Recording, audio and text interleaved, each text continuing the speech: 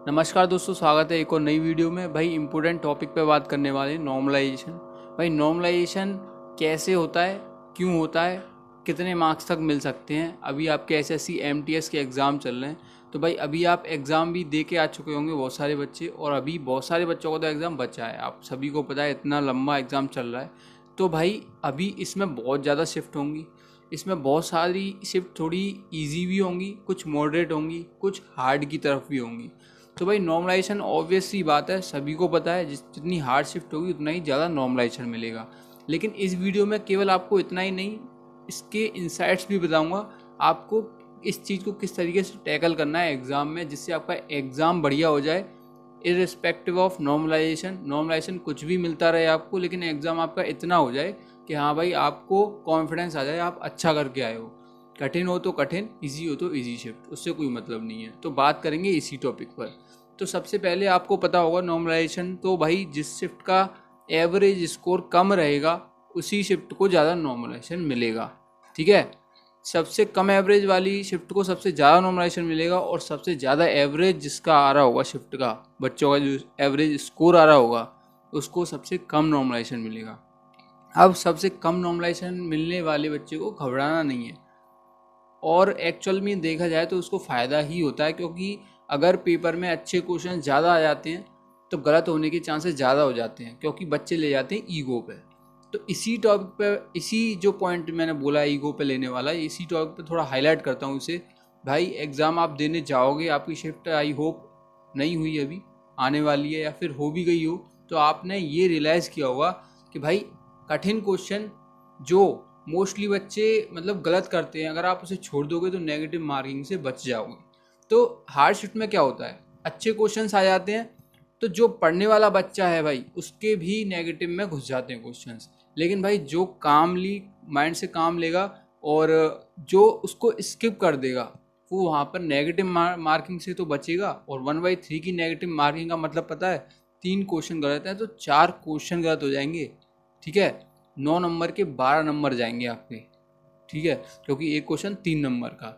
तो भाई आपको यही चीज़ टैकल करना है एग्जाम में। जैसे आपकी शिफ्ट आगे वाली कोई भी शिफ्ट है मान लीजिए, तो आपको क्या दिखेगा, कुछ क्वेश्चन बहुत अच्छे लेवल के दिखेंगे, और आपसे हो सकता है वो क्वेश्चन उसका कोई आइडिया ना लग पा रहा हो, दो दो में भी आपको डाउट ना हो, मतलब चारों ही ऑप्शंस आपके सामने ऐसे हों कि हाँ भाई इसका कुछ अता पता नहीं है, कुछ भी हो सकता है, तो आप उसे स्किप कर सकते हो नो डाउट, क्योंकि बहुत सारे बच्चे उसे गलत करके आएंगे, आप उनसे आगे निकल जाओगे।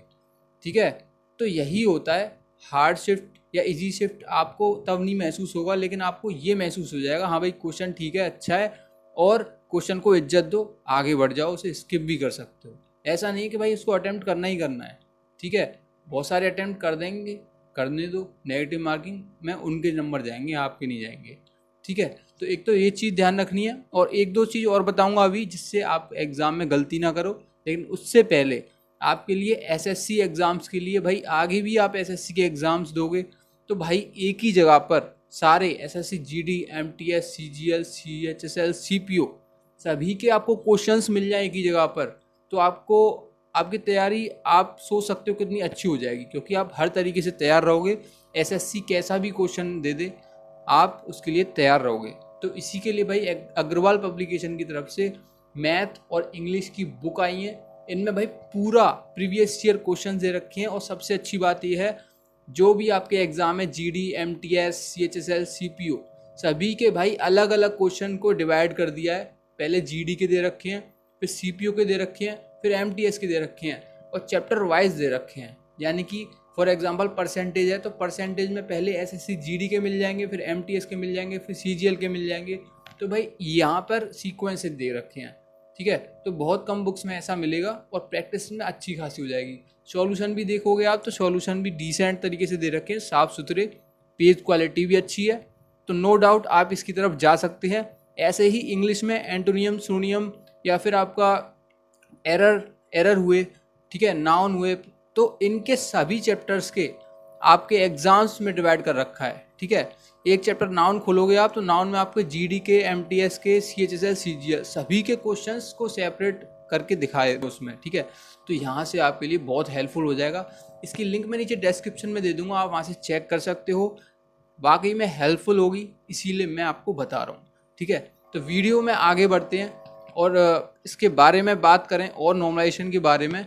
तो आपको ये चीज़ें माइंड में बिल्कुल नहीं लानी है एग्ज़ाम टाइम पे कि नॉर्मलाइजेशन मेरे को मिलेगा या नहीं मिलेगा। आपको केवल इतना फोकस रखना है जितना मेरे को आता है वो बेस्ट है, और मैं अपना बेस्ट दे के ही आऊँगा। नहीं आ रहा क्वेश्चन उसको स्किप भी करूँगा। ठीक है, ऐसे नहीं कि मैं ईगो पे लेके उसमें गलती कर दूँ। ठीक है, जीएस में भाई क्वेश्चन ज़्यादा गलत हो सकते हैं, इंग्लिश से भी ज़्यादा होते हैं।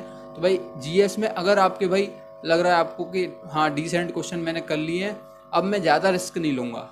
केवल डाउट वाले जिनमें 2 डाउट हैं, 2 में डाउट हो रहा है, मैं वही क्वेश्चन लगाऊंगा 3 से 4। ठीक है, 5 मैक्स टू मैक्स, इससे ज़्यादा नहीं लगाऊंगा, क्योंकि नेगेटिव मार्किंग भाई बहुत अच्छी है, इसमें नीचे आ जाते हैं तुरंत। ठीक है, तो इन चीज़ों का ध्यान रखना है। अब मैंने एक कट ऑफ भी वीडियो बना दिया था यार, बच्चे कह रहे थे यार इतना कम तो नहीं जाएगा। भाई मैंने एक एवरेज बताया था। अब जिसकी भाई इजी शिफ्ट है उसको तो चाहिए ना 120 से 25 के बीच में। अब इजी शिफ्ट का मतलब भाई आपका फ़ायदा है, नुकसान नहीं है, क्योंकि इजी शिफ्ट में गलती के चांसेस कम होते हैं, स्कोर अपना हाई चला जाता है। हार्ड शिफ्ट में अगर आपने पढ़ाई भी की है तब भी भाई गलती वहाँ पर हो जाती है, तो नेगेटिव में चले जाते हैं। ठीक है, हालांकि उन्हें छोड़ देते तो वो मामला बराबर रहता, लेकिन पढ़ने वाले बच्चे वहाँ पर गलती कर देते हैं, तो आपको बिल्कुल भी ऐसा नहीं करना। ठीक है, तो जो हार्ड शिफ्ट है भाई उसके लिए 110 नंबर 115 नंबर भी काफ़ी हैं। और नॉर्मलाइजेशन की बात करूँ कितना नॉर्मलाइजेशन मिल सकता है, तो नॉर्मलाइजेशन आपको भाई ज़्यादा बता रहा हूँ 6 से 7 क्वेश्चन तक का मिल सकता है। मतलब 18 नंबर तक, 18 से 20 मान के चलो, इससे ज़्यादा नॉर्मलाइजेशन बिल्कुल नहीं मिलेगा। पिछले साल के पेपर में भी आप नॉर्मलाइजेशन उठा के देखोगे तो मैक्सिमम नॉर्मलाइजेशन आपको इतना ही मिलेगा 18 नंबर तक। ठीक है, तो इतना आपको नॉर्मलाइजेशन मिल सकता है। और भाई एग्ज़ाम में मैं दोबारा रिपीट कर दे रहा हूँ, जो आपने पढ़ लिया है उसको रिवाइज कर लोगे, वही आपकी सबसे स्ट्रॉन्ग है। जो आपका एक वो है ना हथियार, वही आपका हथियार सबसे स्ट्रॉन्ग है। जो आपने पढ़ लिया उसे रिवाइज कर लोगे। और मैंने बताया जो चीज़ें पूछ रहा है आपको नहीं आती, अभी एग्ज़ाम में टाइम है आपके 7 दिन 10 दिन 12 दिन, भाई उनको कर लो। जो आपने कर लिए हैं उनको कोई दिक्कत नहीं है, रिवीजन करो उनका साइड में। ठीक है, डेली सेक्शनल मॉक तो लगानी है। अभी लास्ट टाइम पर भी ये नहीं सोचना कि सेक्शन मॉक स्किप कर दूं।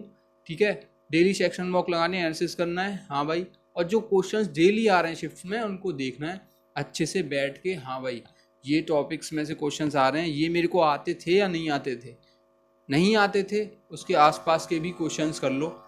ठीक है, कोई भी अवार्ड पूछा गया, कोई भी बुक पूछी गई, राइटर पूछा गया, हिस्ट्री में से पूछा गया तो हिस्ट्री के इम्पोर्टेंट राइटर उसके आसपास के याद कर लो जो उसके समकालीन रहे हों।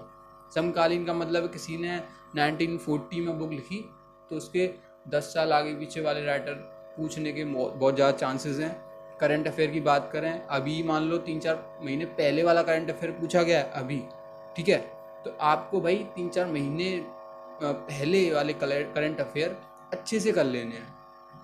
ठीक है, अच्छे से मतलब उनको तो छोड़ना ही नहीं है, क्योंकि उसमें से ही मोस्ट प्रोबेबल आगे भी शिफ्ट में पूछेगा, क्योंकि ऐसा ही होता है। जिस मतलब एग्ज़ाम जो सारी शिफ्ट आप देखोगे ना, तो जो करंट अफेयर पर्टिकुलर 2-3 महीने का आपको ज़्यादा मिलेगा कुछ देखने को, बाकी और कंपेयर करें तो अदर मंथ से।